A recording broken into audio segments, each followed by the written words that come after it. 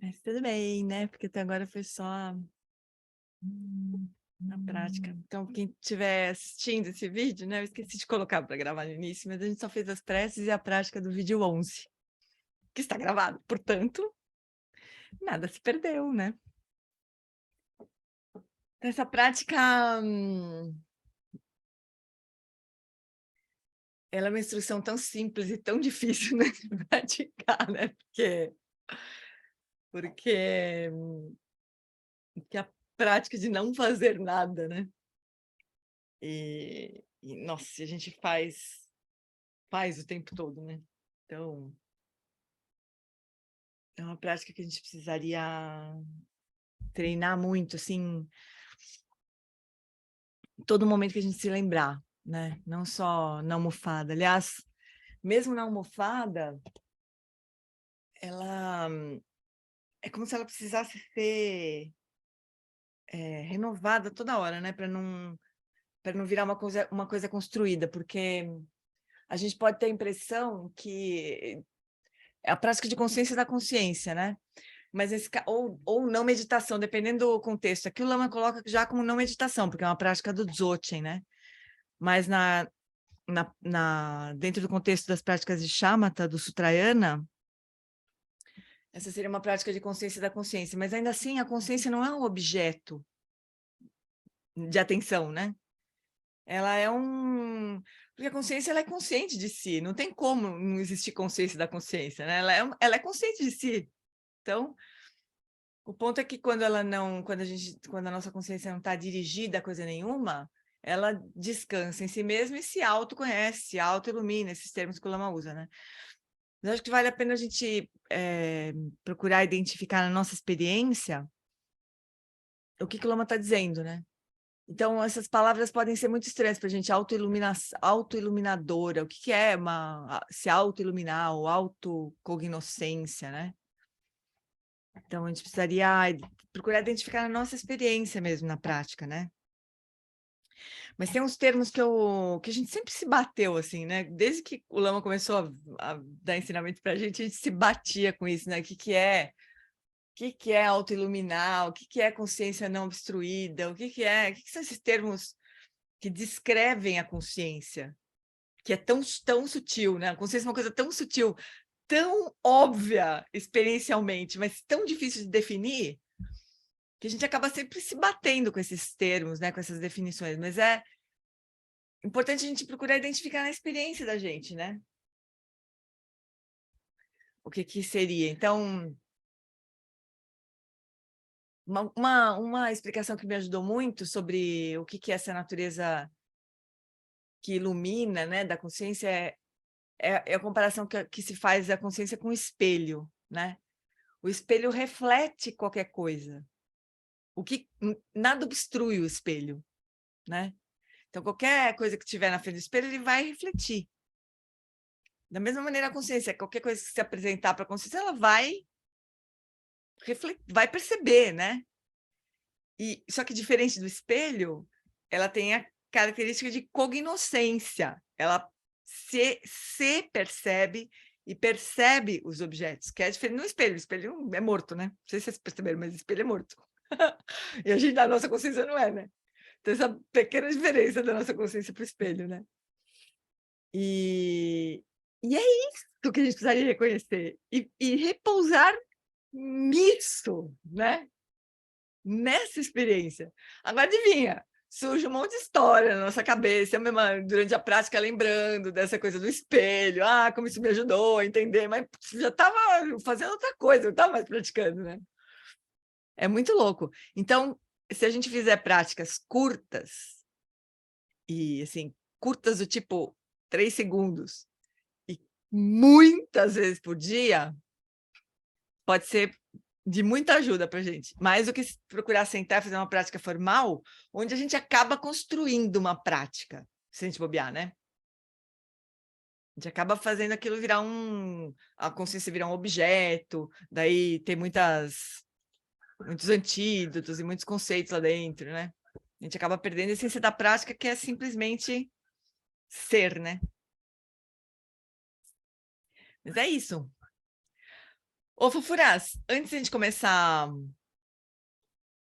retomar o estudo, queria só combinar uma coisa com vocês, ver se vocês concordam ou discordam. Mas eu estava conversando com a Flori rapidamente hoje também, né? De a gente... Aliás, tem uma parte que eu nem conversei com a Flori, mas que eu já vou falar, já vou colocar também nessa conversa, que é assim... a segunda parte do retiro, que foi esse ano passado, né? Ela é muito complexa, né? Ela é muito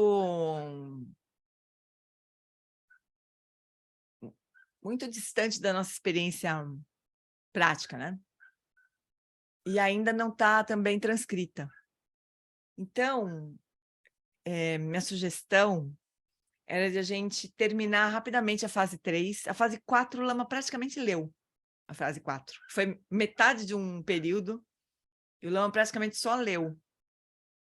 Né? Deu muito poucas explicações assim, sobre a fase 4. Então, minha sugestão é a gente terminar a fase 3, que possivelmente hoje ou na semana que vem a gente... Hoje não, mas na semana que vem talvez a gente termine. E aí a gente comece já, talvez logo depois do Carnaval, o Dharmatolo, de um idiota vestido de barra e penas. Que tal? Né? Ó, muitas pessoas me procuraram falando isso, porque a gente... Vai ficando difícil de acompanhar um texto que é muito distanciado da nossa experiência, né? E o Dharmatolo, como é autobiográfico, é um texto autobiográfico, ele tem uma outra pegada, assim, né? E a gente tem um texto completamente traduzido, revisado e tudo mais, a outra vez que a gente estudou, né? O retiro aberto também não tinha nenhum pré-requisito, não precisava de iniciação, então é um retiro que está disponível para muitas pessoas, então talvez as pessoas também se animem de começar, né, o ano, assim, meio começar o ano, né, se conectando com esse estudo, né, que a gente adorou, que foi uma virada de chave na minha vida, assim, também, na minha prática e tudo mais, né, tenho um amor por esse ensinamento aí. Gê, Oi. só para quem não conheceu, não entendeu o que é esse texto, na verdade, esse texto é do John Limba falando de todo esse caminho que ele desrevelou, só que de um jeito mais direto, sem essa elaboração toda dessas fases, mas ele vai falar desse caminho Ele que sempre ele fala a mesma praticou. coisa, Isso, sempre desse fala a caminho mesma coisa. todo. Só que não, com exceção do estado búdico sem meditação, que é outro ensinamento, realmente, né? Mas é autobiográfico, então ele conta a história da vida dele, assim, né? E como foi a prática dele. É muito, muito legal, né? E tem muitos termos ali que o Lama explicou naquele retiro, muitos conceitos que são muito importantes. Então a gente pode fazer isso, né? E, além disso, então, de a gente começar o estudo do Dharmatolo depois do Carnaval, a Flori, acho que nesse mesmo período, assim, na terça-feira, possivelmente, né, Flor? Porque dia 21 é Carnaval. Não sei se você vai começar... Isso, provavelmente depois, Possivelmente logo dia depois do Carnaval. 28, né? Depois do É, Carnaval, a Flori vai começar a estudar o Aquietando a Mente na terça-feira, que é a que é primeira fase de Shamatha, né? Na essência Vajra, que é o texto mais detalhado assim, do John Limpa, né? Então, é um livro inteiro dos comentários do Lama sobre essa fase de Shamatha. E na quarta-feira, eu ainda não tenho exatamente certeza se eu vou conseguir mesmo continuar, porque eu teria que começar um curso na quarta-feira à noite. Mas eu estou fazendo um corpo mole para não fazer esse estudo na quarta-noite, para poder continuar com o nosso grupo, né? Mas sendo eu ou não sendo eu, né? Na quarta-feira, a ideia é a gente estudar o budismo com atitude, né? Quer dizer, continuar estudando o Lojong, mas o budismo com atitude do Lama, né?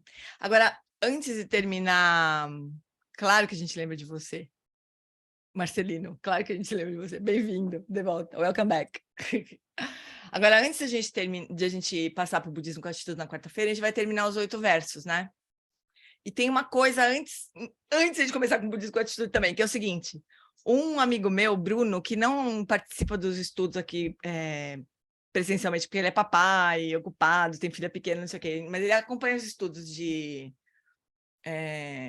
depois, né, as gravações. Ele transcreveu um áudio sobre os 8 versos do Lama Long Wallace.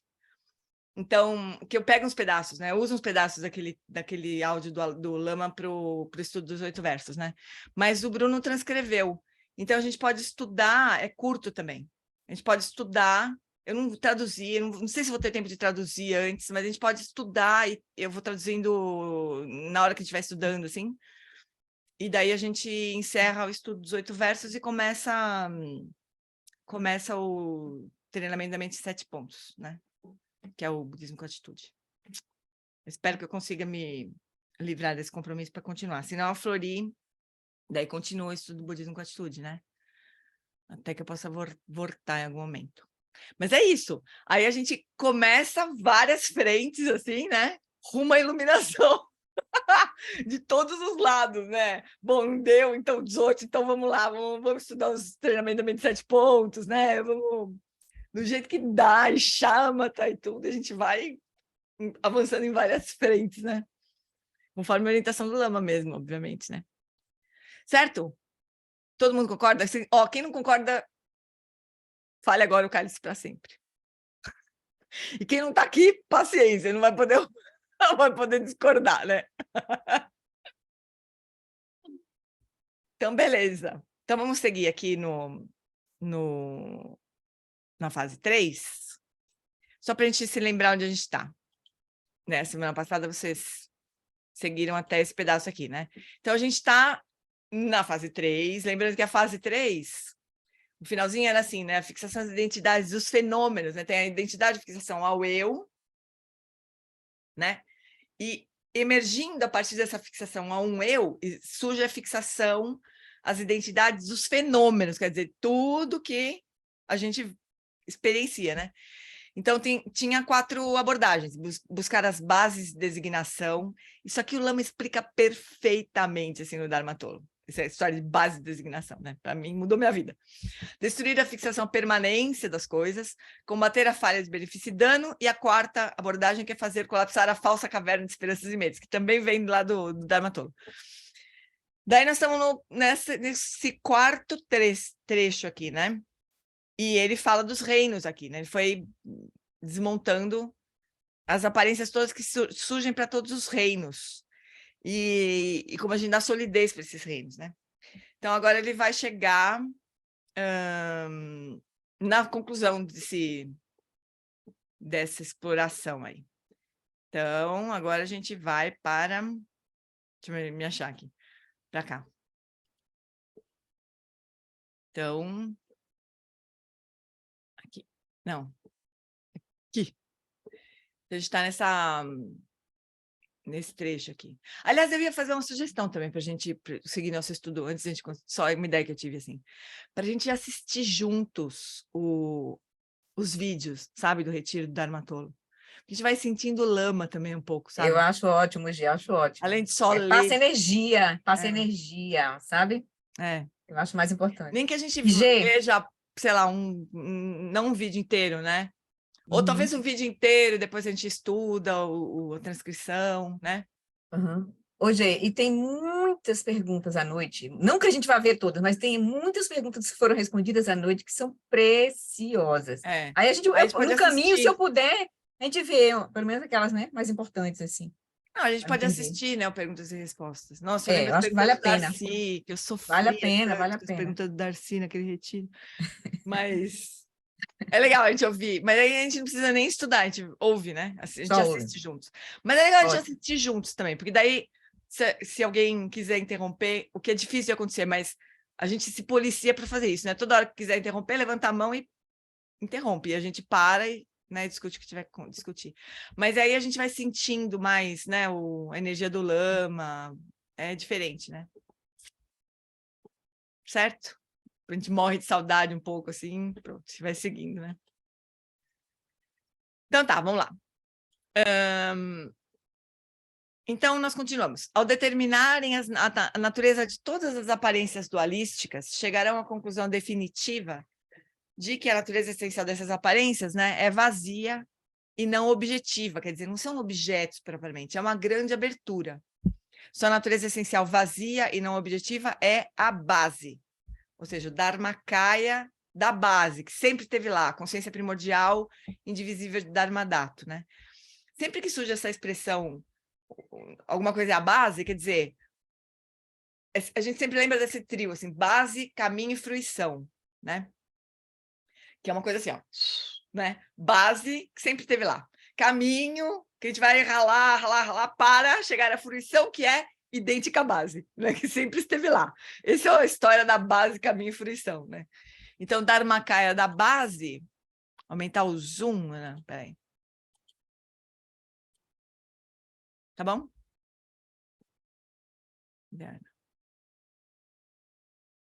Tá bom aí, Aninha?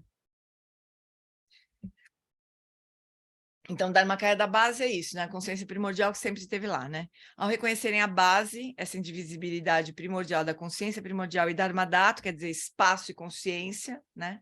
Vocês saberão que todo Samsara e Nirvana nada mais são do que a base da existência. Ao reconhecer a base, você sabe que como todo Samsara e Nirvana nada mais é do que a base do ser. Aqui precisamos fazer uma distinção muito clara. A sua consciência substrato, também em Pali conhecida como Bhavanga, base do vir a ser, é a base do seu samsara, ao longo de vida sem princípio, sem começo.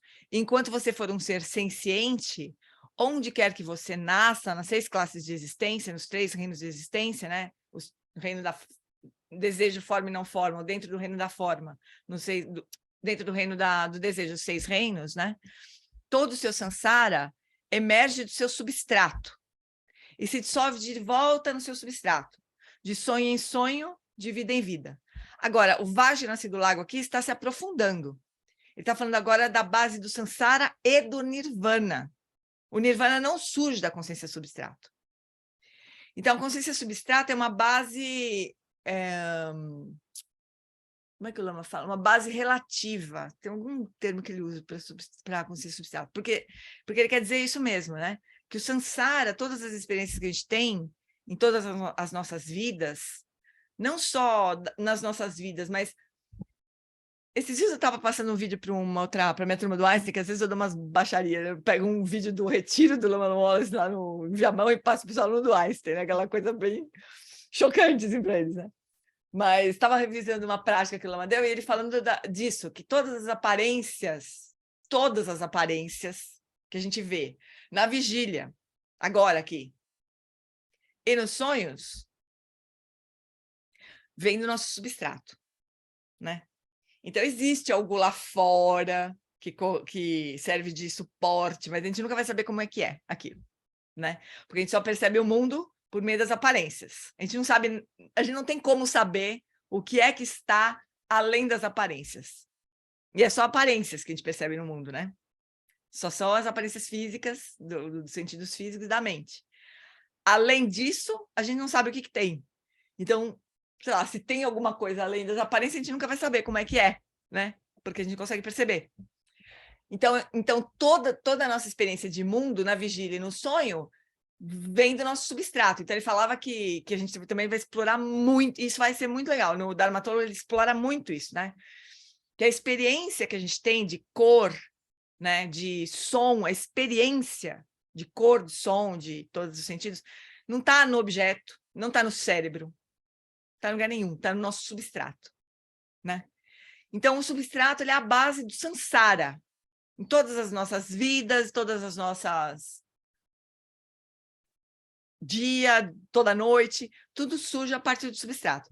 Agora, aqui o Vajranasi do Lago não está falando do substrato, base do samsara, está falando da Dharmadhatu indivisível de Dharmakaya como base de toda a existência, do samsara e do nirvana, né? Então, é um outro nível, assim, né? Não é mais o substrato, é Dharmadhatu indivisível de Dharmakaya. Então, a gente só uma percepção que a gente só vai atingir quando atingir a iluminação, enquanto o substrato a gente realiza, né, a consciência substrato quando atinge shamatha, né? Mas são níveis diferentes de realização, né? Então, tenha em mente outro ponto crucial. O nirvana é tão vazio de natureza inerente quanto samsara, né? Nada tem tem natureza inerente, nem o nirvana, né? O nirvana é uma experiência que não está no samsara, não é antagônico, assim, né? Não é o samsara, está fora do samsara, mas também ainda não é iluminação, e também não tem natureza inerente, né? Então, ambos são expressões criativas da consciência primordial. De quem é essa consciência primordial do Buda? Não. De quem é essa consciência primordial? Do Buda, de Samantabhadra, de Deus? Não. Todo o samsara e o nirvana são igualmente de um só sabor as expressões criativas da sua própria consciência primordial. Portanto, eles não são outros que todas as diferentes, né, de todas as aparências do samsara e nirvana, não são outra coisa senão a base do ser, que é a sua própria consciência primordial. Não vem de um outro lugar, vem dessa nossa... Vem daqui, né? De cada um, assim, né? Tá aqui, o tempo todo teve aqui, mas a gente não reconhece ainda.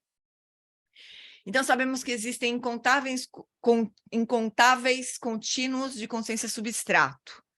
Eles são individuais.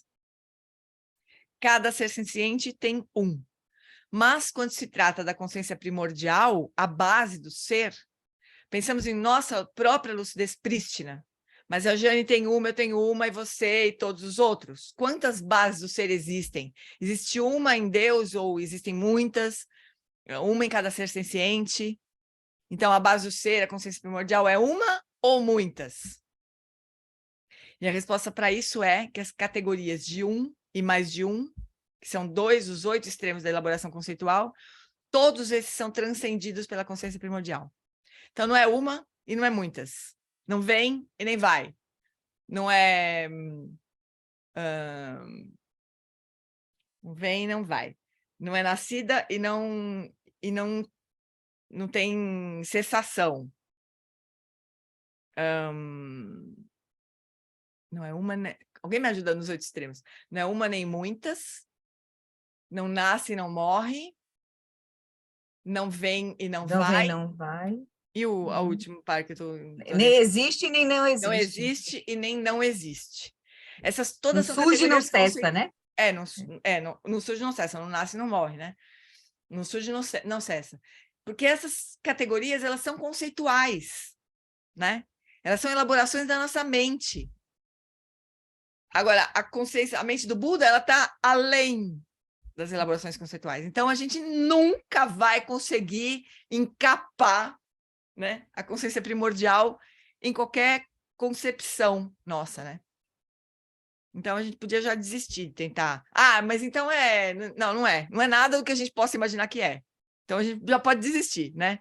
Tudo que a gente achar que vai ser um erro. A gente vai ficar aprisionado, né? Portanto, a consciência primordial não pode ser quantificada. Ela transcende a quantificação. Não é um e nem muitas. Está além dessas categorias inteiramente. Ela é inconcebível, né? Então, é muito diferente da consciência substrato, que essa, sim, é individual. Hoje, só um detalhe aí, né? Essa coisa de... Eu sempre me pegava muito, essa coisa de ser inconcebível, ou seja, não é sujeita a ser conhecida por conceitos, né? Uhum. Mas não quer dizer que ela não seja não experienciável, digamos assim, né? Sim, claro. Né? Esse é o detalhe, né? Porque a gente pensa assim, então não é nada, né? Essa coisa assim, né? Então, Então nada, não existe, né? Ela...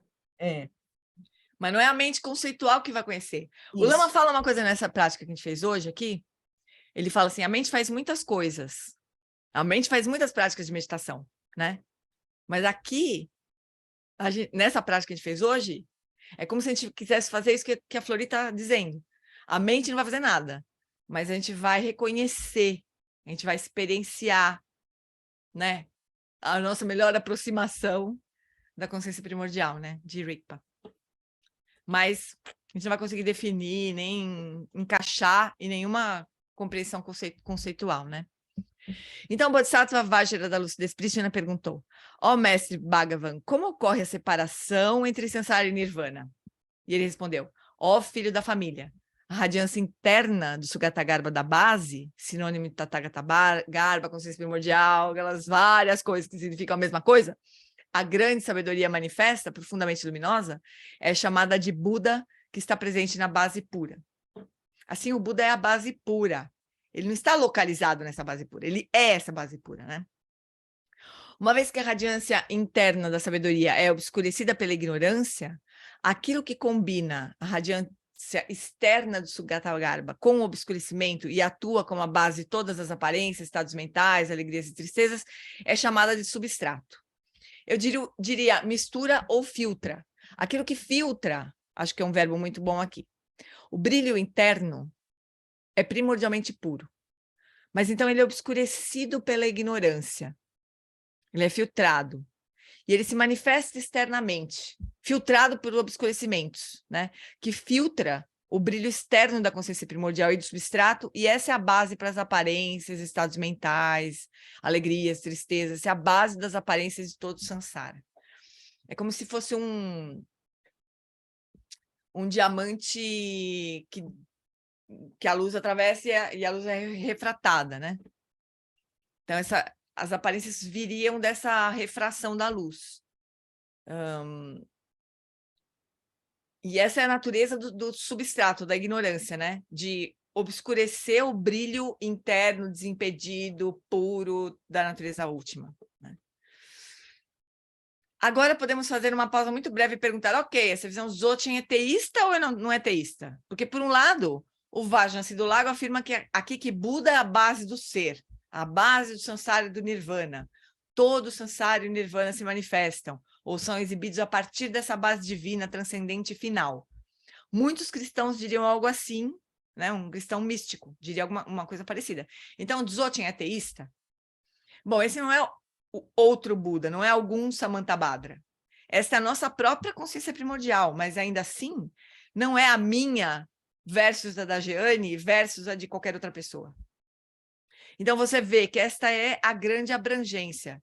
Essa visão aqui pode-se ver que se presta a interpretação como teísta, mas também para aqueles que não acreditam em Deus Criador, como encontramos muito comumente nas religiões abraâmicas e assim por diante.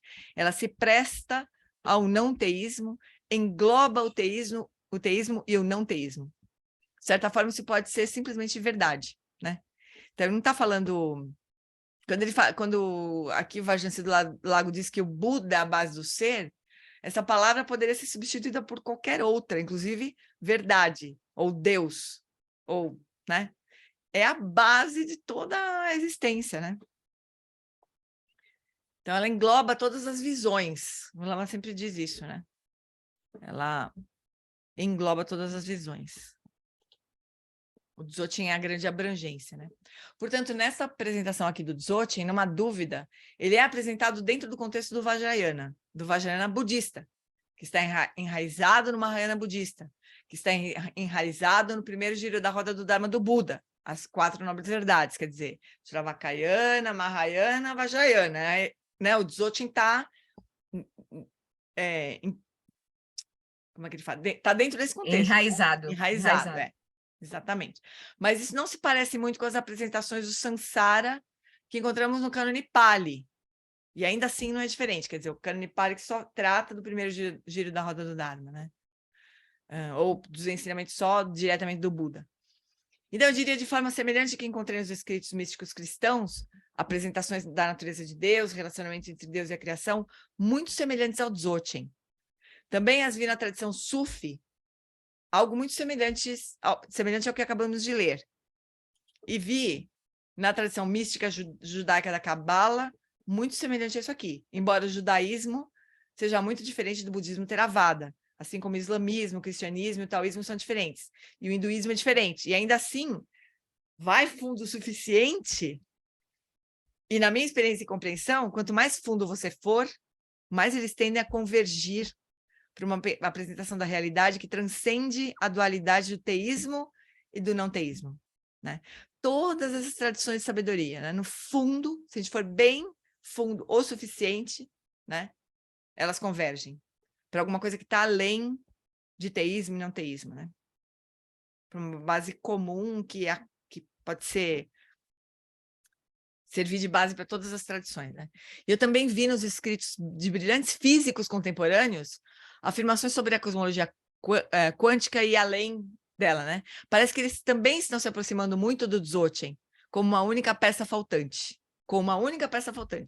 Os físicos não têm treinamento na mente ou consciência, mas em termos de compreensão, né, de visão do mundo objetivo, está ficando muito, muito semelhante a essa visão do Dzogchen. Acrescente uma visão profunda da mente e poderemos ver, então, a grande perfeição, o Dzogchen da ciência moderna, que, afinal, está enraizado na física. É tão bonito, né?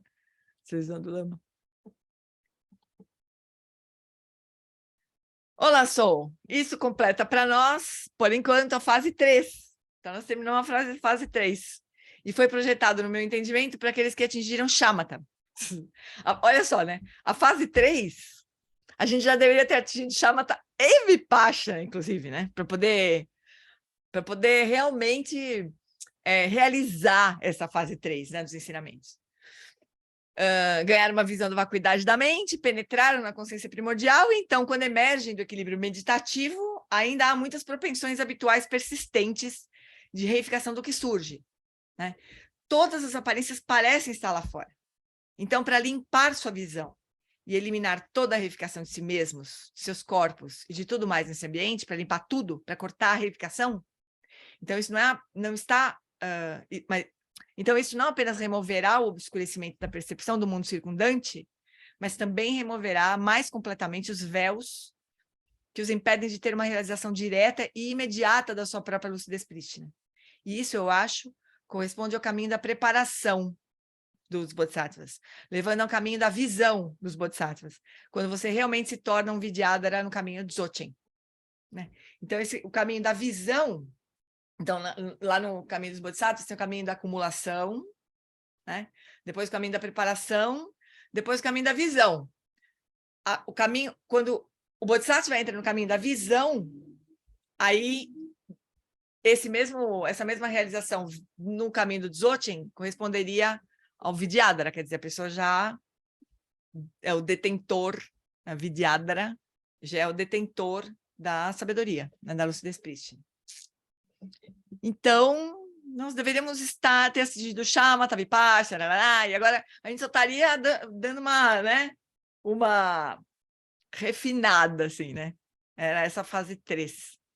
Então, como podemos conhecer a base diretamente, sem mediação, sem filtragem, essa indivisibilidade primordial da consciência primordial e o espaço absoluto dos fenômenos? Como? Ao determinar suas características e qualidades, né? Então, continuamos novamente com o mesmo interlocutor.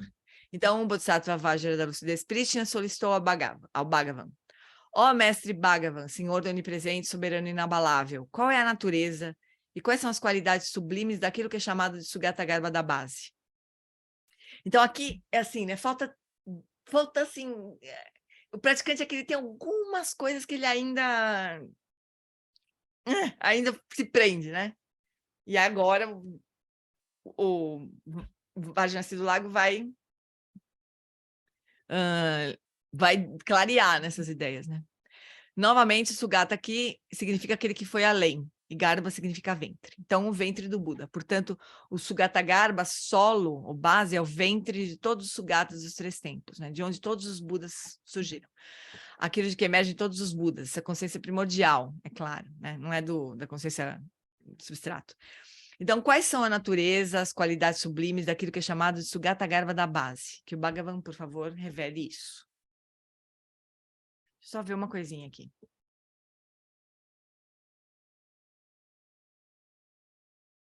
Aqui a gente já entrou na fase 4 mesmo, né? Mas vamos seguir até onde a gente der hoje, mas a gente vai até onde der hoje, e daí a gente encerra, né? Aí na próxima semana a gente já pode ir exclusivo e começar a falar do...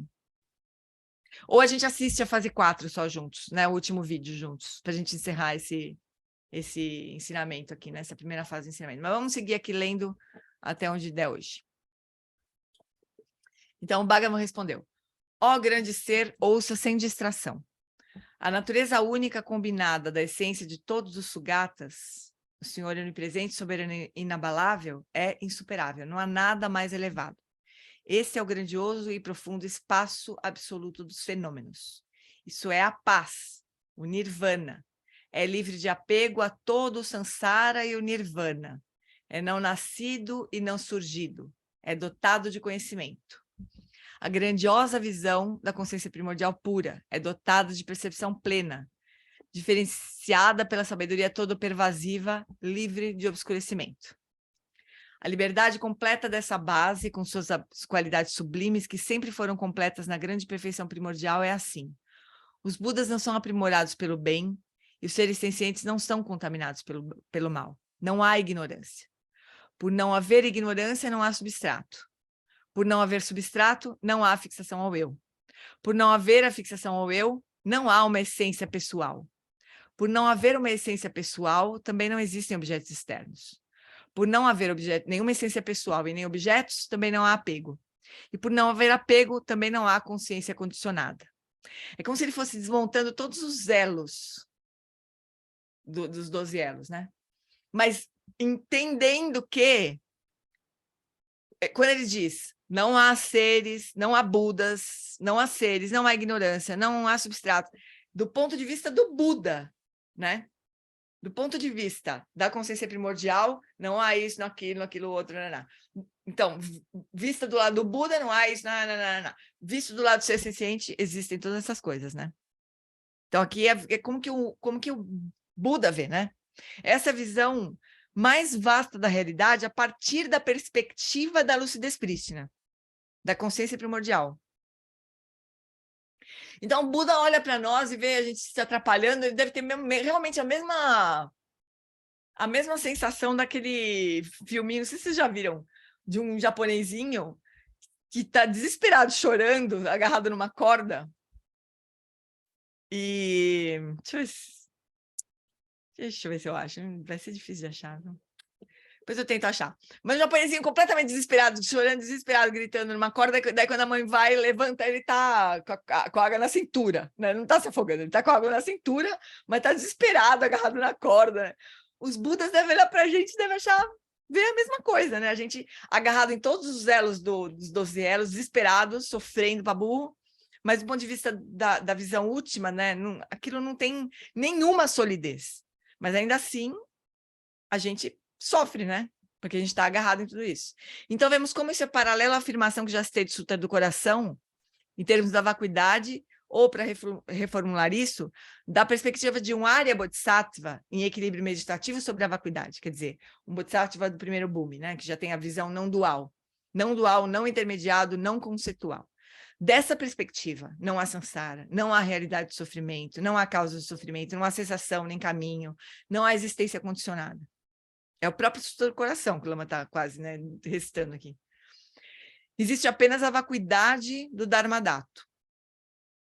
E da mesma forma, da perspectiva de um Vidyadhara imerso em equilíbrio meditativo, vendo a realidade da perspectiva da consciência primordial não mediada e não filtrada, realizando a vacuidade sem dualidade, dessa perspectiva, é assim que a realidade se parece. Nenhuma dessas coisas no Sansara pode ser encontrada em qualquer lugar, elas não existem. Elas são um sonho.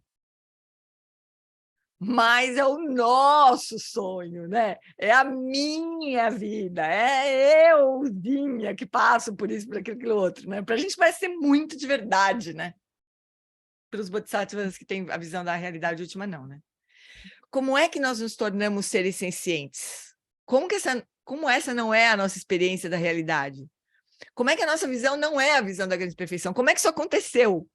Né? Todo mundo faz essa pergunta. Em todos os retiros do Lama, que eu já assisti até hoje, em todos os lugares do mundo, tem sempre uma pessoa que pergunta isso. Como é que a gente começou essa confusão? Né?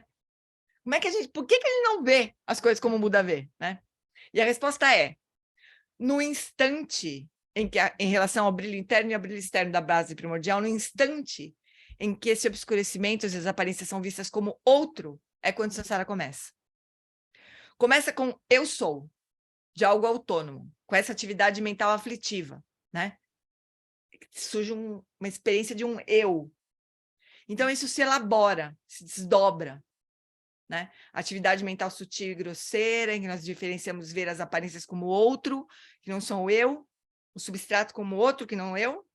Então, toda atividade mental grosseira, objetos, pessoas, ambientes, como outro que eu, não vazio e não sendo minhas próprias aparências. Aí é quando o samsara começa. O Lama costuma falar que o samsara começa toda hora, né? Toda hora que a gente fala eu, blá, blá, blá, começou o samsara, né? Da perspectiva do Dharmakaya da base, esse obscurecimento nunca ocorreu. A fixação dualística nunca ocorreu. Portanto, não há samsara e não há seres sencientes. Mas da nossa perspectiva de um ser senciente, nós acreditamos que o Dharmakaya existe. Mas temos certeza de que nós existimos, embora não possamos nos encontrar, né? Porque quando a gente vai investigar cadê o eu, a gente nunca acha, né? A gente acha de tudo, menos o eu, né? A gente pode apontar e falar eu. O Eric teve um dos ensinamentos do Body Training que ele falou assim, pessoal, tarefa para a próxima semana é você tirar uma selfie do eu. Encontrem o eu e tirem uma selfie do eu. Quer dizer, acho que ninguém respondeu essa tarefa, todo mundo tomou 0, né? Ninguém conseguiu mandar a foto, a selfie do eu, né? Então, a gente acredita que o eu existe, embora a gente nunca tenha encontrado, né? Então, da perspectiva de um ser senciente, o samsara é real. Existe a realidade do sofrimento, da tristeza, da sensação, e existe um caminho. Do ponto de vista de um ser senciente, isso é verdade, mas essa verdade é samriti satya, uma verdade, uma realidade que obscurece totalmente uma realidade mais profunda. Então, o que a gente chama de verdade relativa, né? Não tem a história da realidade relativa e última, né? A gente pode achar que a realidade relativa é como se a gente entendesse só uma parte das coisas, né? Tipo assim, tem a realidade última, que é ampla, né? Mas a gente não entende a realidade última, a gente não enxerga, a gente só enxerga uma parte, que é a realidade relativa. Mas não é assim. A realidade relativa é como se fosse um véu, uma Hã? lente, um véu, uma Não. lente. Sabe aqueles negócios de 3D, assim, de realidade virtual? Aqueles óculos de Uhum. realidade virtual? É como se fosse isso. Porque a gente está olhando para naquele óculos da realidade virtual e vendo tudo que está acontecendo lá dentro, né? Então a gente não enxerga o que não está na realidade virtual, que é a realidade última, né? Então é como se a verdade, a realidade relativa, ela impedisse a gente de ver a realidade última. Não é uma outra coisa, não é parte da realidade última, é alguma coisa que impede a gente de enxergar a realidade última. Eu tenho um nervoso com isso, que dá a impressão que só a gente faz assim, né? Tchau, realidade relativa. Mas não é, porque a gente não consegue, parece que está colado na cara da gente, a gente não consegue arrancar aquele maldito daquele óculos da nossa cara. E também a gente acha que não quer muito, né? Tem isso também, né? O Lama fala, é dualidade e reificação. Isso é que impede da gente ver, é dualidade e reificação. Porque se a gente for pensar, tipo, vocês lembram no Matrix? Aquele carinha que mata todo mundo para voltar até a experiência da Matrix, porque ele queria comer carne, queria sentir o gosto do filézão ali, né? A gente tem um pouco disso, a gente não quer de verdade se livrar do samsara, né? A gente tem um pezinho ali, a gente fala, ai, será que eu teria que também abrir mão disso? Daquilo? Quer dizer, tem uma coisa de verdadeiramente, assim, desejar realmente, né? Atingir a iluminação. A gente tem que investigar isso, né? Mas o fato é que se a gente tivesse contemplado de verdade... Ai, gente, eu vou ter que botar minha perna pro ar aqui, ficar um pouco mais longe, porque tá doendo, tá latejando um pouco. E é nessas horas que eu meto a mão na ferida, imagina. A italiana, tem que cuidar da mão aqui para não tocar a unha na perna aqui. Se a gente contemplasse verdadeiramente a natureza do samsara, né? E se convencesse dos 4 pensamentos transformadores, a gente vai ver isso no Lojong lá, né? Mas acabava o nosso problema, né? A gente não ia mais não achar tempo para praticar, a gente não ia mais se atracar com as experiências todas e, né, e achar que são todas muito de verdade, a gente não ia. Mas como a gente não realiza a primeira etapa do treinamento, que são os 4 pensamentos transformam a mente, a gente não tem tempo para praticar. É simples assim, né? Então tem isso também. Por que a gente não consegue tirar o óculos da verdade relativa? Porque, no fundo, tem uma parte nossa que não quer. Essa é a verdade, né? Não quer. Tá ainda meio encantada, assim, com a realidade virtual lá do óculos do Sansara, né? Não sei. Pelo menos para mim é assim, né? Talvez... Eu me lembro do Buda, Gê. O Buda deixou o palácio, tipo assim, né? Tipo, o Buda deixou o palácio, pois é. Na nossa vida, o que seria deixar o palácio, né? Tem um livro muito legal de um psicólogo chamado Paul Gilbert, que chama Mindful Compassion. Não tem tradução, e eu nunca vi nada dele traduzido, mas ele é muito bom também. E ele faz uma comparação da vida do Buda, da história da vida do Buda, com a nossa experiência, né? E ele fala isso, o que seria para nós hoje deixar o palácio? Não é abandonar a nossa casa, porque não adianta também, pessoal, isso aí é ilusão nossa, né? Ah, não, então tá bom, eu vou largar a minha casa e eu vou fazer retiro. É isso que é abandonar o palácio? Talvez não seja, né? Pode ser que a gente larga a nossa casa, larga todo mundo, vai fazer retiro. E não funciona igual, né?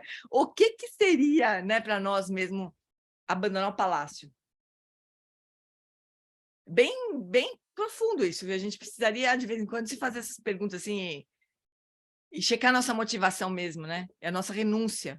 Mais do que a motivação, a nossa renúncia, né? A ilusão do Sansara. Então, Samriti Satya é uma verdade que obscurece, né? Uma realidade que obscurece, totalmente uma realidade mais profunda. O substrato é uma realidade, nós acabamos de descrevê-la, né? Tem uma realidade ali, é a realidade relativa, né? Mas o substrato, que é toda essa falsa caverna das aparências aqui, isso que é o substrato, ela obscurece totalmente uma realidade mais profunda, que está bem onde está o substrato. Putz, eu me sinto muito enganada pelo Sansara quando eu leio essas coisas. A realidade que obscurece totalmente uma realidade mais profunda, que está bem onde está o substrato.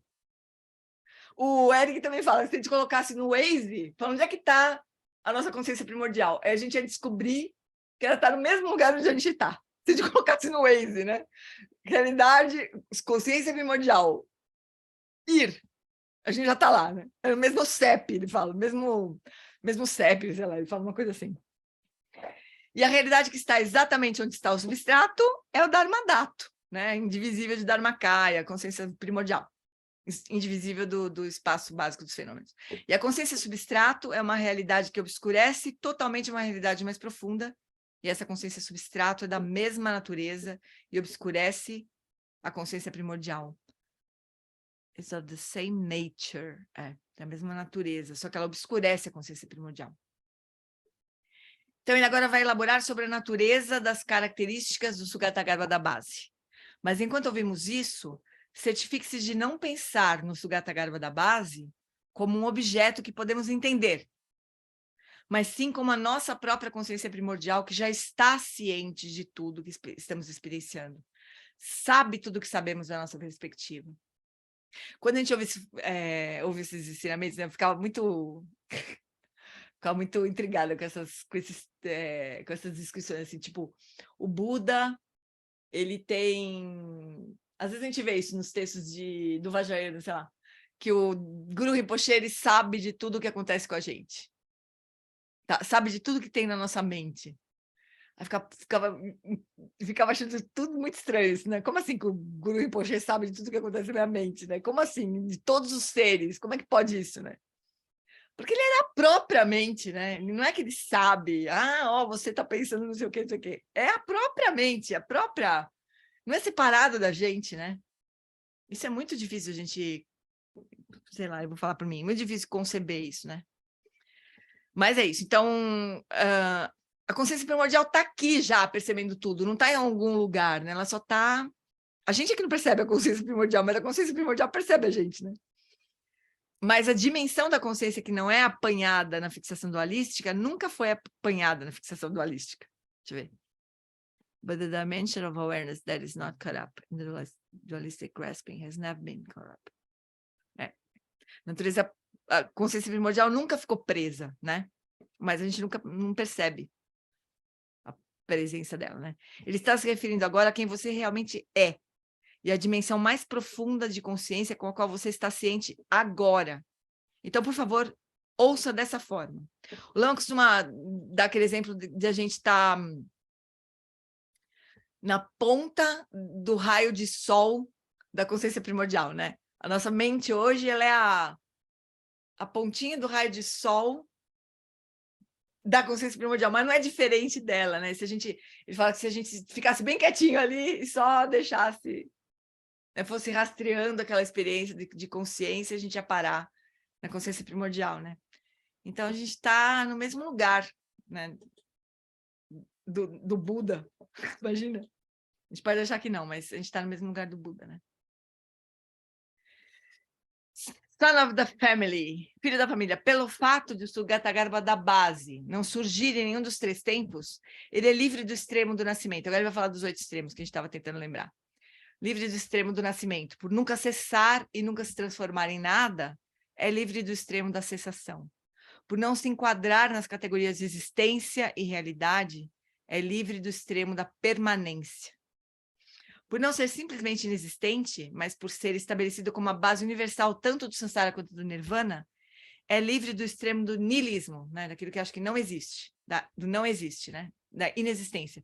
E por não existir uma origem da qual primordialmente surgiu, é livre do extremo de vir, né? Ou de passar a existir. Por não haver um destino para o qual finalmente ele vá, é livre do extremo de ir. Pelo fato de todos Samsara e Nirvana não serem diferentes da natureza do Sugatagarbha da base, ele é livre do extremo da diversidade. Pelo fato de todos os fenômenos do Samsara e Nirvana surgirem distintamente e não se fundirem, é livre do extremo da unidade. Ou seja, a gente não vai nunca entender, né? Com essa nossa mente. Desta forma, esse Sugatagarbha da base é livre dos 8 extremos da elaboração conceitual. Então, agora, através de todos os 3 giros da roda do Dharma, passando pelo Vajrayana e Dzogchen, há um tema recorrente de que existem 3 portas de liberação. Vocês encontram no cânone Pali, no Mahayana, e agora nós vemos aqui no Dzogchen. E, além disso, e cada vez isso assume uma interpretação ligeiramente diferente. E esta interpretação no contexto do Dzogchen. Então, ele explica. Ó filho da família, uma vez que o Sugatagarbha da base uniformemente pervasivo transcende todas as Nossa, será que está assim no texto original também? Todas as Todas as preconceituais. tendências e extremos. Aqui no texto original. Talvez o Walter tenha trabalhado com tendências, né? Uhum. Talvez... Vixe, Mari. Talvez ele tenha trabalhado com um texto que não era o final. Então, uma vez que o Sugatagarbha da base uniformemente pervasiva, ou, tá bom, transcende todas as tendências e extremos, todos os 8 extremos da elaboração conceitual, todas as categorias conceituais, e por essa razão é chamado de porta da liberação da vacuidade. Vazio de todos os extremos conceituais, vazio de conceituação, vazio de você. E essa é uma porta pela qual se pode entrar para realizar o Sugatagarbha da base. Então, as 3 portas também são um tema já, né, que está presente em todos os ensinamentos do Buda, né? Mas aqui a explicação das 3 portas, o Vajra Nascido do Lago dá assim, né?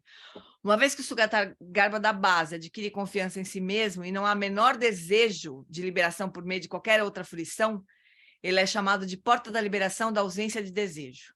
Então, essa é a segunda porta. A ausência do desejo no sentido de não ter nada para atingir, né?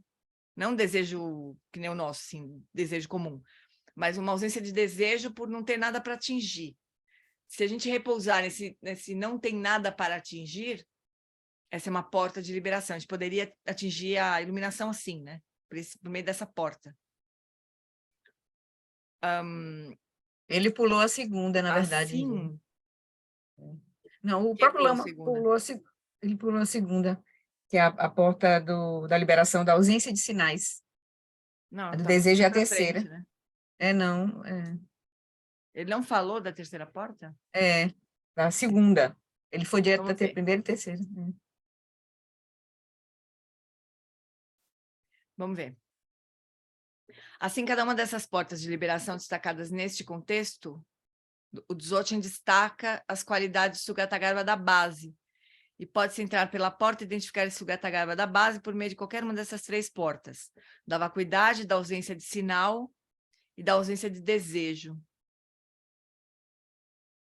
Engraçado, né? Será que nem no texto original ele falava de... No texto original, não, no texto original está assim, ó, uma vez que essa base não pode ser indicada por palavras, analogias Ah, ou referentes de nenhum tipo, é chamada de porta da liberação da ausência de sinais. ele pulou mesmo, a Ele não explicação. comentou, É.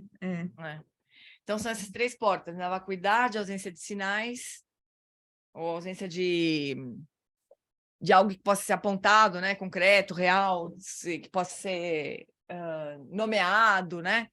A ausência de sinais. E a ausência de desejo seria a terceira porta. O Lama esqueceu e ninguém, acho que eu também não vi.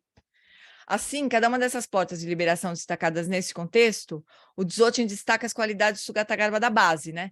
Então, do ponto de vista do Shiravakayana, do Bodhisattvayana e do próprio Vajrayana, são 3 portas que a gente pode acessar, né?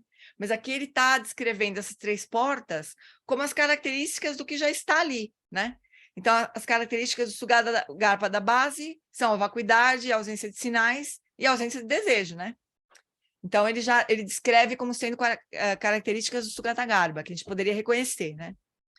Apenas destacando este último, brevemente, em termos de todos os outros yanas, desde o Mahayoga e Anu Yoga, eles são movidos pelo desejo, não há dúvida sobre isso. No Shiravakayana, o desejo de liberação, e no Mahayana, o desejo de alcançar a iluminação para o bem de todos os seres sencientes, de realizar a vacuidade. No Vajrayana, o desejo de atingir o estágio da geração em completude, impulsionado pelo desejo de motivação, mas quando chegamos à prática autêntica do Dzogchen, é isso que você deixa para trás. Não tem nada para ser atingido. No Dzogchen não tem nada para ser atingido, né? A gente precisaria abandonar qualquer ideia de atingir qualquer coisa e simplesmente ser. Talvez por nós sermos seres do reino do desejo, né? Talvez essa seja a nossa grande dificuldade, né? Abrir mão do desejo de fazer alguma coisa e alcançar alguma coisa, né? Mas mesmo na prática de tomar a mente como caminho, sim, você deseja permanecer na quietude da consciência. Isso é verdade. Sim, você deseja não se fundir, se apropriar ou reificar os movimentos da mente também. Mas ao prestar atenção aos movimentos da mente, você está percebendo de uma forma sem desejo, não desejando melhorar, eliminar e nem perpetuar. Então, todo o X... Depois eu posso ver se eu consigo... É que às vezes não é que o Walter não conseguiu entender, às vezes é que não dá para entender mesmo, né? Falhou a... Vamos ver se a gente entende. 10119, vamos ver.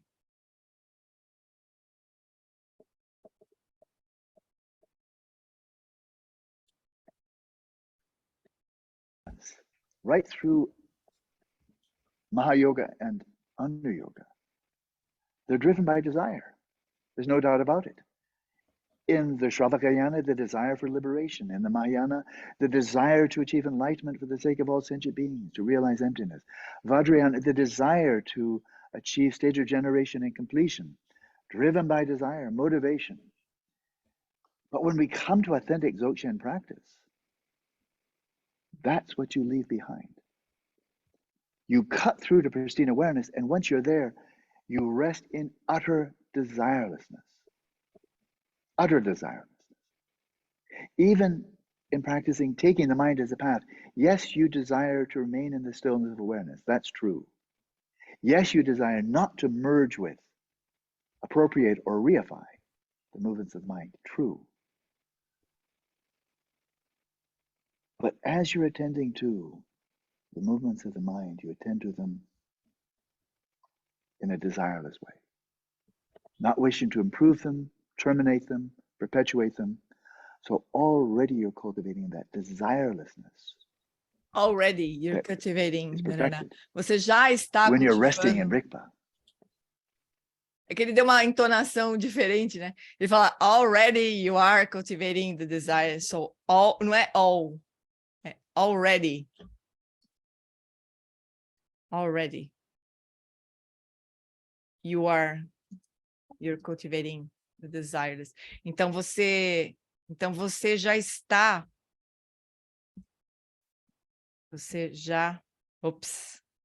já está, you already, enganou a gente, né?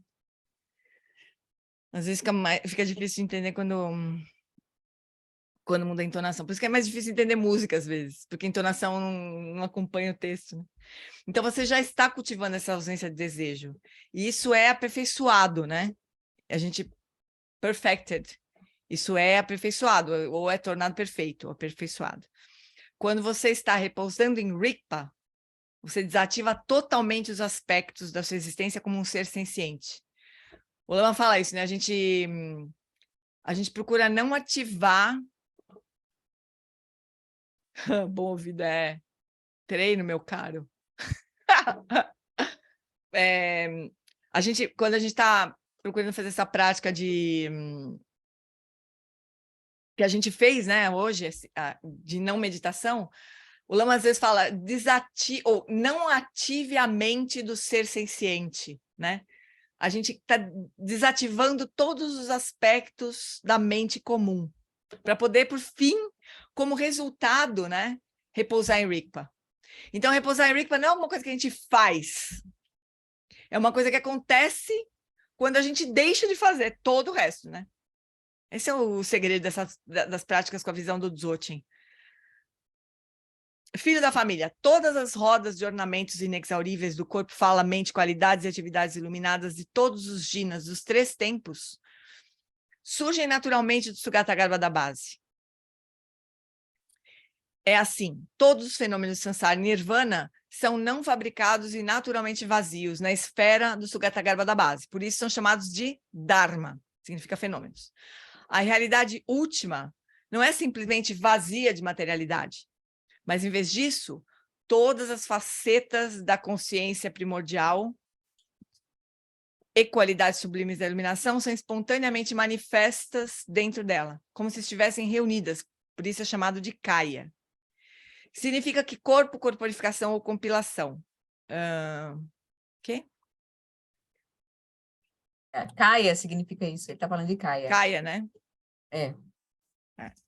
Kaya significa... Agora ele está dando a etimologia dessas palavras, né? Kaya significa corpo, corporificação ou compilação, ou juntar, né? Então, aqui ele vai falar de cada uma das etimologias dos diferentes Kayas, e aí está a etimologia do Dharmakaya. Você quer saber o seu significado, né? Que significa, qual é o significado de Dharmakaya? E ele deu bem aqui, esse é o ponto em toda esta sessão, desta fase. Tudo que ele discute, todas essas qualidades, atributos do Sugatagarbha, todos eles emergem de Sugatagarbha. Então, para ir a esse... Deixa eu ver se consigo... Aqui não está exatamente...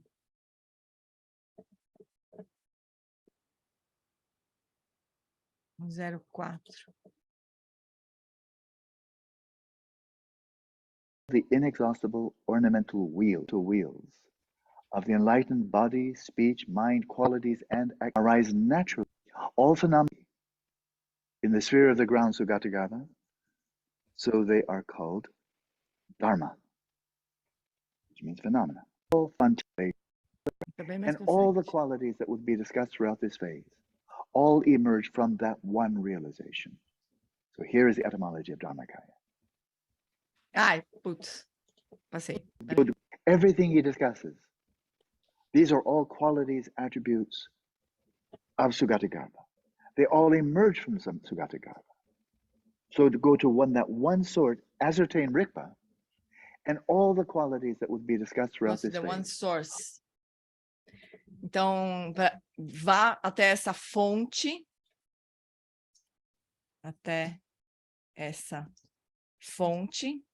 determine, ou a gente usa determine mesmo. Então, go to that source, that one source, né? Vá para essa única fonte. Então, ele está dizendo assim, Sugatagarbha é a fonte de todas as qualidades, né? Então, se a gente chegar a essa fonte, determinar Rigpa, né? Reconhecer Rigpa, E aí todas as qualidades discutidas ao longo desta fase, todas elas emergem dessa realização. Então é como se fosse um pacote, né? É que não é bem assim, mas é como se a gente, quando a gente reconhece ou realiza, Rigpa, né? A gente não precisa fazer mais nada, porque todas as qualidades vão brotar daí. Então, todas as sabedorias dos Budas vão brotar naturalmente desse lugar. A gente não precisa fazer mais nada, né? A gente não precisa seguir o caminho do Bodhisattvayana, sei lá, para manifestar todas as qualidades dos Bodhisattvas, né? Elas vão se manifestar naturalmente, né? Agora, nós voltamos à etimologia de Sambhogakaya, o termo que já encontramos várias vezes. Então, na esfera do Sugatagarbha da base, todas as rodas de ornamentos inexauríveis dos Kayas, facetas da consciência primordial, os campos búdicos e suas exibições são naturalmente aperfeiçoados como prazeres, por isso é chamado de Sambhoga. Nela, toda a sabedoria e as qualidades sublimes são espontaneamente manifestas, como se estivessem reunidas, por isso é chamado de Kaya, né? Então, o Kaya a gente já tinha visto, né? Deixa eu só ver uma coisinha aqui. É um saco essa palavra enjoyment. E eu também não entendo muito, porque Dharmakaya a gente entende, né? Quer dizer, todos os fenômenos, a corporificação de todos os fenômenos seria Dharmakaya. Sambhogakaya seria Sambhoga, né? Em inglês tem essa tradução prazeres ou desfrutes ou putz, é isso, né? Como se fosse desfrutes. Então, Sambhogakaya, que são todas as deidades, né? É como se elas, a qualidade delas fosse essa de desfrutar, né? Elas surgem de uma forma prazerosa. Eu confesso que eu não consigo entender direito isso. Talvez essa palavra, Sambhoga, essa tradução para o inglês não seja muito... Talvez a gente não tenha palavra para isso, né? Que nem várias que existem aí. Já tem um calor aqui. Essa coisa do Sambhogakaya aí. Mas eu não consigo entender direito, assim, não sei se essa tradução como prazeres, se isso não limita, sabe, a compreensão, mas, sei lá, é isso que temos, né? Talvez um dia a gente, sei lá, tenha uma outra forma de explicar isso. Mas essa fase aqui o Lama explicou muito, né? Ele só está praticamente lendo o texto raiz, né? Mas então já foi. Sambhogakaya é isso, prazeres, né? Então seria corporificação ou sabedoria e qualidades sublimes, todas espontaneamente manifestas, né? Sambhogakaya tem isso, é a natureza manifesta do Dharmakaya, né? Então, eu lembro do Lama Santa explicando que, por exemplo, do Buda primordial, ele explicava isso, né? No Buda primordial, Amitabha, surgia a manifestação de Chenezig, né? Que era compaixão, que era na hierarquia, né, dos Budas, Dharmakaya seria o Buda Amitabha, né? Sambhogakaya seria o Buda Chenezig, Buda da compaixão, né? Porque já é uma manifestação do Dharmakaya, né? Então, os Sambhogakaya já são manifestações. Ainda que a gente, né? Eu e todos os seres comuns, a gente não consiga ver os Budas no Sambhogakaya, né? Mas algumas pessoas veem. A Khandro lá, por exemplo, ela viu o Dalai Lama como Buda Chenezig de 1000 braços, né? A gente olha para o Dalai Lama e vê o Dalai Lama, né? Que é o que é possível a gente enxergar, mas a Khandro vê o Buda de 1000 braços, né? Manifestação do Sambhogakaya, do Buda da compaixão. Oi. A gente olhando nessa dimensão do muito sutil para o manifesto, ou seja, do Dharmakaya para o Nirmanakaya, o Sambhogakaya é como se fosse esse corpo sutil, assim, né? Intermediário, mas já sutil, é manifesto, né? É que a gente... Mas tem ela é uma qualidade manifesta, né? Uhum. Não só numa forma, mas numa energia, né? Uma Energia. qualidade manifesta, né? Isso. Então, é isso, Dharmakaya de plenas possibilidades, a forma como eu entendo, né? Desculpe, assim, mas a forma como eu entendo, assim, como se Dharmakaya fosse todas as potencialidades, assim, de todas as qualidades e todas as sabedorias, de tudo. Sambhogakaya já fosse uma expressão, né? Mas que a gente ainda não... que ainda precisa do Nirmanakaya para a gente poder enxergar, né? Então, o Buda Shakyamuni era um Nirmanakaya, o Guru Rinpoche era um Nirmanakaya. Então, por exemplo, na escola, na nossa família aí, né? Do Amitabha, da família Lotus. Então, Amitabha, Chenizig, Guru Rinpoche, né? Essa é o Dharmakaya, Sambhogakaya e Nirmanakaya da família Lotus, né? Ou Tara, né? Também como Nirmanakaya. Mas Hoje, Guru Rinpoche... essa fotinha aqui lembra muito isso, assim, os 3 kayas, né? Aí. Guru Rinpoche, aí no centro dele tá, no coração, tá o Afasta um pouco, Flor. Afasta um pouco. Cherezig, aqui Cherezig, e dentro de Cherezig, Amitabha. Então aqui tá a corporificação dos 3 kayas em Guru Rinpoche, né? Guru Rinpoche, ele é os 3 kayas, né? Ele é aparece como um ser eles não humano. Tem isso também, não são separados, né? Isso. Não são separados. Geralmente a gente vê, né, uma coisa assim, tipo Amitabha, Chenezig no Guru Rinpoche, assim. Mas Guru Rinpoche são os 3 kayas, né? Não são separados, né?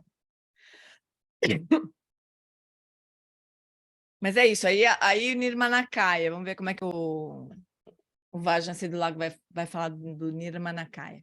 Sem se afastar da esfera do Sugatagarbha da base, uma vez que qualquer emanação é naturalmente presente sem ser diferente de sua fonte, falta um ser aqui, ela é chamada de Nirmana.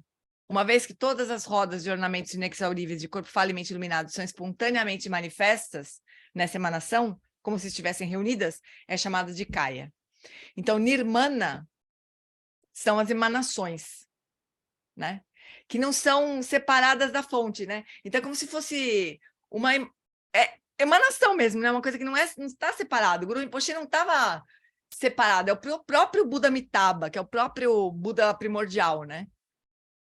Não é separado da fonte, né?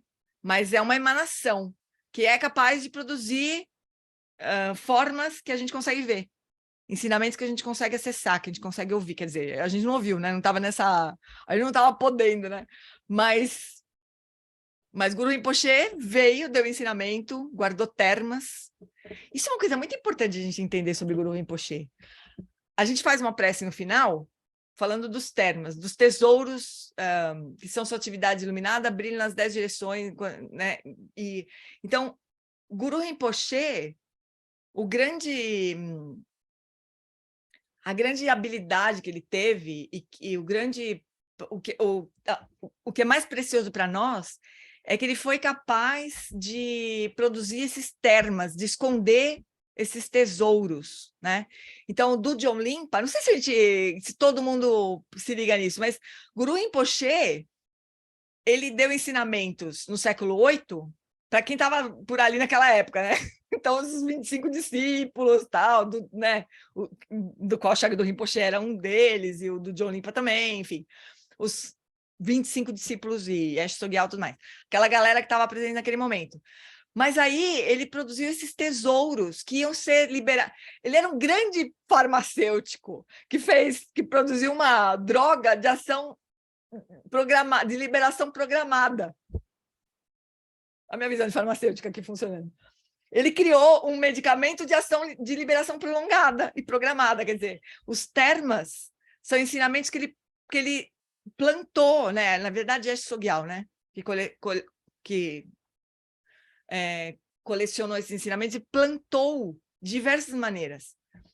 No caso do John Limpa, plantou no fluxo mental do John Limpa, tesouro de mente. No caso de Choklur Limpa, que é o Terton que deu origem a todos os ensinamentos que o Tuku Orgen ensinou, e que era o avô do Tuku Orgen e tudo mais, que o Eric ensina, foram termas de terra, né, que ficaram enterrados numa rocha. Desses tertons, que eram os 25 discípulos de Guru Rinpoche naquela época, né? Eles vão, ao longo do tempo, colhendo esses ensinamentos que que Guru Rinpoche plantou, e esses ensinamentos chegam de uma forma fresca para nós, com bênçãos diretas de Guru Rinpoche, e sem sofrerem nenhum tipo de, ou menos, né, adulteração ao longo do tempo, né? Porque eles são uma linhagem mais curta. Então, tipo, esses ensinamentos do John Limpa, eles vêm direto do Vajrayana do Lago, que era quem? Uma emanação de Guru Rinpoche, né? Era o próprio Guru Rinpoche. Né? Então, a linhagem é Guru Rinpoche, do John Limpa, do John Rinpoche, Gyatro Rinpoche e Lama Wallace. Essa é a linhagem, curtíssima, né? Muito diferente dos ensinamentos do Kanoni Pali e do Buda Shakyamuni de 2.600 anos atrás, que foram indo geração a geração até chegar em nós, né? Que é maravilhoso, mas tem uma baita discussão, o que o Buda falou, o que o Buda não falou, quem que ouviu, quem não ouviu, né? Muitas discussões. E os termas, eles têm esse poder, né? De serem sempre linhagens curtas, e daí menos possibilidade de ter acontecido alguma complicação no meio do caminho, né? Um erro de compreensão e tudo mais, e as bênçãos mais diretas de Guru Rinpoche, né? Então, nós estamos estudando um terma de mente do John Limpa. Mas a gente não está estudando o ensinamento do John Limpa. Isso que a gente tem que lembrar. A gente está estudando o ensinamento de Guru Rinpoche. Do John Limpa foi um tertom, um veículo, né? Mas os ensinamentos são de Guru Rinpoche. Ele plantou esses ensinamentos lá na mente do John Limpa, né? No contínuo mental do John Limpa. É muito bonita essa história dos termas. Eu acho tão maluco isso. Aí o tertom precisa reunir condições para aquele termo ser revelado. E dependendo da condição, aquele termo se perde, porque ele não consegue reunir as condições adequadas para aquele termo poder ser revelado. Oi, Flor. Quando a gente for estudar o livro Aquietando a Mente, o Lama vai explicar esse comecinho assim, vai dar toda essa visão bem detalhada, lembrar quem foi Guru Rinpoche, que termo, exatamente, vai ser bem bom. É verdade. Então tá, fofurinhas, vamos encerrar por aqui? Aí acho que semana que vem... Vou deixar aqui no Nirmanakaya. É um bom lugar para parar, no Nirmanakaya. E semana que vem a gente, no mínimo, encerra esse trecho. Fala, Atila. Fala, amor. O que eu queria dizer é o seguinte, que dentro dessa coisa que você disse, né, dos termos e do ensinamento vivo e da linhagem curta, e graças à nossa conexão kármica, a gente está ouvindo isso. Então, assim, é uma grande fortuna nossa, né? Pois é. Nós fazemos parte da linhagem. Né? Nós sei lá por que cargas d'água, né? A gente foi se conectar com essa linhagem. Ai, ai. Maravilhoso, né? E outra coisa sobre Guru Rinpoche também, que é muito difícil a gente ter noção disso. Guru Rinpoche não foi uma criatura que morreu, né? É muito louco de pensar, ele não morreu. Ele não morreu, ele é um Buda que está presente em todos os lugares. Por isso que ele fala que tem vários poemas, assim, né? Que Guru Rinpoche fez o voto de aparecer na frente de quem chamar por ele, né? Com fé. Por quê? Porque depende é realmente um gancho, né? Assim, se a gente se conecta com ele, evoca, ele se manifesta como Nirmanakaya, né, para nós. Às vezes na forma de um mestre, às vezes, sei lá, nas nossas preces. Né? Cada vez que o Lama Alan Wallace, eu tive diversas vezes essa experiência de ele... Teve uma que eu que eu tremi, assim, a hora que ele falou isso. Ele, sei lá, tem momentos, né, que a gente... O Átila também descreveu uma coisa parecida, assim. Uma vez para mim. Desculpa te caguetar, Átila.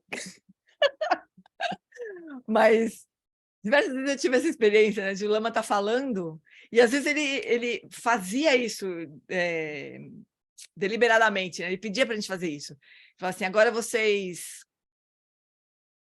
não me vejam, né? Vocês vejam através de mim e recebam os ensinamentos diretamente de Guru Rinpoche. Teve muitas vezes que eu tremi, assim, nessa hora, que parecia que abria sei lá, bem, eu não gosto nem de falar porque parece uma maluquice, mas não é muito maluquice, não, é assim, é como se realmente abrisse um outro espaço ali, e realmente a gente estivesse recebendo o ensinamento de Guru Rinpoche direto. Tive diversas vezes essa experiência, né? Então, e é verdade, né? Porque quando o Lama, com o voto dele, com a realização dele, com a prática, com a motivação dele, né? Ele oferece os ensinamentos e as bênçãos fluem através dele, né? Que é o voto que ele tem, né? O voto do Lama Nossa é esse, ele ser um canudinho que não contamine os ensinamentos, né? Quando ele se presta a esse papel, aquilo é manifestação mesmo de Guru Rinpoche, uma manifestação nirmanakaya de Guru Rinpoche, né? E é Que a gente bonito ver a dedicação dele, né, na prática, né, Gê? Ele pratica profundamente, ele dá um retiro para a gente, ele entra em retiro, ele se aprofunda. Eu acho muito inspirador, assim, para mim, assim. A conexão dele com os ensinamentos verdadeiros. E agora ele tá em retiro. Para mim, eu acho que isso é uma bênção que a gente está recebendo, assim. Então, assim, aspirando louca que chegue abril e maio, assim, para a gente conectar com ele, assim, já a partir desse lugar de silêncio que ele está lá, né, de aprofundamento, assim. É maravilhoso. Muito precioso, realmente, né? O Átila também comentou um dia isso comigo, me fez chorar, assim, também. Porque é muito precioso, né? Giane, agora uma coisa que eu tenho observado, sabe o que é? Assim, os lamas, né, de um modo geral, todos eles, esses que a gente conhece, eles têm essa questão da confiança estável, né? Eles confiam plenamente. Então, assim, para a gente que tem um lama e que observa ele, se a gente confia, eu acho que é isso que é devoção. Né? Essa estabilidade em confiar, saber, opa, peraí, o que eu estou vendo ali é Guru Rinpoche. Por quê? Porque ele tem a confiança nisso também. Né? Ele está falando de algo que ele também não realizou ou de algo simplesmente teórico. Né? Ele está falando de um ele ponto recebeu de uma linhagem autêntica também, né? Justo, e praticou, e realizou aquilo. Exatamente. Cuidadosamente. Né? Então, assim, a gente também é passado isso para a gente, assim, opa, vamos olhar isso com cuidado. Né? Que é um convite, né? Eu acho que cada ensinamento é isso, é muito interessante. E o Lama, ele lembra...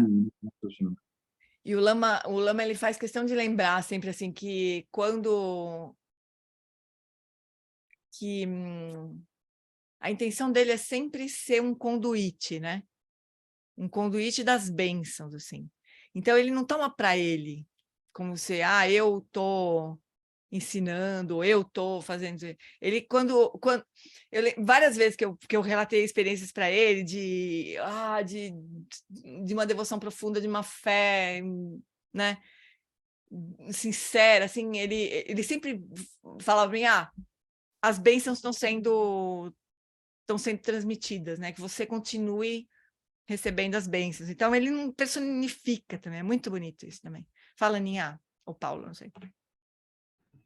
Você falou, no caso do Alan Wallace, seria o Guru Rinpoche. Cada lama, por exemplo, a Tseri, seria Guru Rinpoche ou seria o quê? Ou todos eles seriam o Condroite, como você fala?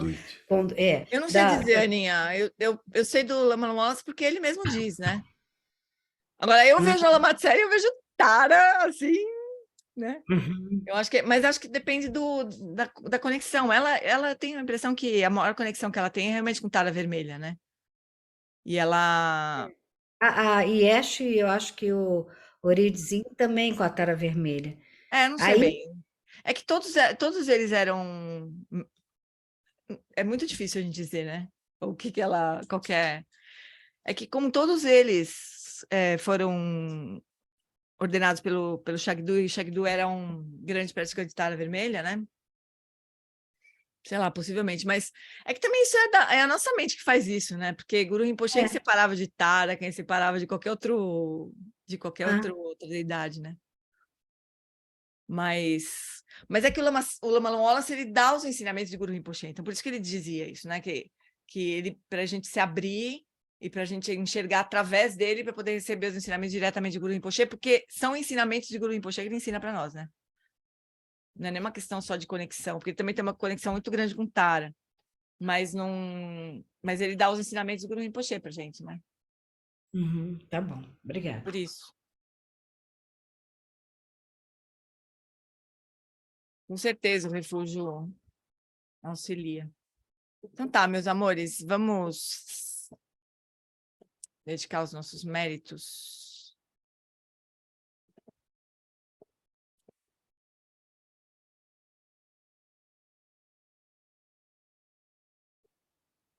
Por essa acumulação de méritos, possa eu obter a onisciência que tudo vê e possam todas as falhas ser superadas. Que do turbilhão de ondas revoltas do nascimento, velhice, doença e morte deste oceano de Sansara, possa eu liberar os seres. Sonam de Tanchesi Pani Toneni Pedranam Panjeshin Kegana Ti Balong Trupai Si Pechole Droa Droa Show. No reino cercado por anéis de montanhas nevadas, você é, sem exceção, a fonte de todo benefício e felicidade. Poderoso Avalokitesvara, Senhor da compaixão, Tenzin Gyatso, que seus pés de lótus permaneçam firmes por centenas de éons. Ganira we kore jinkan su pandan dewa malu joene chenezi tenzin jatso e jape kauje bagu tenjuchi. Ganira we kore jinkan su pandan dewa malu joene chenezi tenzin jatso e jape kauje bagu tenjuchi. Essa longa vida ao lama. Tempa tu andor je chanchen dangyu kansan zin pe makarai tenzin ke busha pe tempa danze trini da shindu selvaje takodrola jan pe charchen pa que Sandra menantendo tsikan Alan Wallace Shedrapa Yi ke bushen pusha petengurchi Zhang Lin Chi ke panucho So gil teni yutabur sel zepa Lopon que kutse zetrin, Gedro canta pelam do tripade. E o professor Shakyamuni, o grande Vajradhara, e aquele que sustenta os mistérios de todos os Jinas Padmasambhava, possam firmar os pés de lótus daqueles que sustentam os ensinamentos e fazem com que os feitos do Buda brilhem como o sol e a lua. Aquele que derrama uma grande chuva de amor sobre seres em terras distantes e sustenta-os com o néctar dos ensinamentos do Buda, aquele limitadamente afortunado, o grande ser conhecido como Alan Wallace, possa sua vida ser longa. Em Jambuvipa em geral, especialmente no Ocidente, você ilumina os ensinamentos dos Jinas como a luz do sol. Ó Mestre, possa a sua longevidade e seus feitos ser muito extensos e possa você guiar todos os seres no caminho da liberação.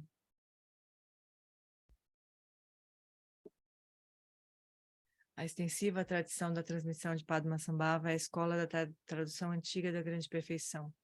Do John Limpe aos sustentáculos desses ensinamentos de essência definitiva. Que seus profundos termas possam ser preservados pelo estudo e pela prática, para que não diminuam até o final da existência condicionada. Que a extensiva tradição do grande ordem se estenda como espaço, e o esplendor dos tesouros espirituais que são sua atividade iluminada brilhe pelas 10 direções. E os sinais da virtude irradiem-se até preencher os cantos longínquos da terra, e os ensinamentos durem e floresçam. Então, só rapidinho, essa prece é justamente sobre isso que a gente estava dizendo, né? Que a extensiva tradição do grande ordem, Guru Rinpoche, se estenda como espaço, e o esplendor dos tesouros espirituais, ou seja, dos termas, né? Que são sua atividade iluminada, brilhe pelas 10 direções. Emarro Amitabha, magnífico Buda da luz infinita, com grandioso Senhor compassivo Avalokiteshvara à sua direita e Vajrapani à sua esquerda, cercado por uma assembleia de incontáveis Budas Bodhisattvas nesse local maravilhoso, de infinita alegria e felicidade, que é o reino celestial de Sukhavati, paraíso da grande bem-aventurança. Quando chegar minha hora de partir desta vida, possa eu seguir para lá sem qualquer outro nascimento intermediário. E ao renascer nesse lugar, possa eu ver Amitabha face a face. Que esta minha fervorosa prece de aspiração possa ser abençoada pelos Budas e Bodhisattvas das 10 direções, para que possa ser atendida sem o mais sutil obstáculo. Teyatapa Antendriya Vabodhanaya Soha. Que a grande tradição do Abate Shantirakshita, do mestre Padmasambhava e do rei Trisodeusen possa florescer e permear os 3 reinos. Que a presença das 3 joias nunca se separe do fluxo mental dos seres, assegurando assim um sublime bem-estar através dos 3 tempos. Quem luto sun ren luche zanling sa sun chapa pedro jucho sun não adamidra do sungelesho. Por essa virtude possa eu rapidamente realizar o Lama de Odiana e possa eu conduzir todos os seres sem exceção a esse estado de realização. Gewadini do Dark Organ Lama Drupuni Droachika Malupada e Salagopar Show.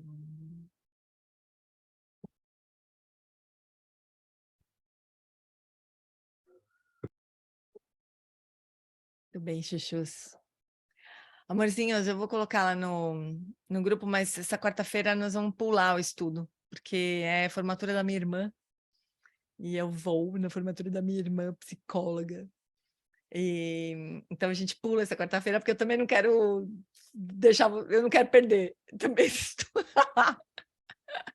Então a gente pula na quarta-feira que vem, a gente segue o estudo dos 8 versos, tá bom?